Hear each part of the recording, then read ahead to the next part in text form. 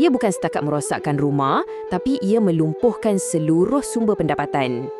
Jumlah kerugiannya, subhanallah, 68.67 trilion rupiah. Itu angka yang sangat besar. Untuk bagi gambaran, jumlah ni bersamaan dengan 0.29% daripada KDNK seluruh negara. Satu pukulan yang sangat-sangat berat. Dan kerosakan ni kita boleh nampak di mana-mana.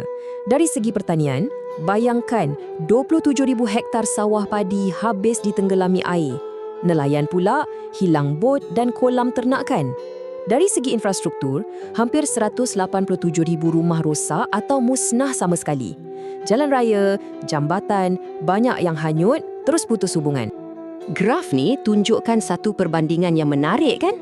Khusus untuk Aceh, kerugian akibat banjir sahaja dah cecah lebih 2 trilion rupiah. Kalau nak dibandingkan, jumlah tu lebih 2 kali ganda daripada hasil pelombongan yang diterima. Jadi ini buat kita terfikir tentang risiko dan pulangan, apa yang lebih penting sebenarnya? Ribut mungkin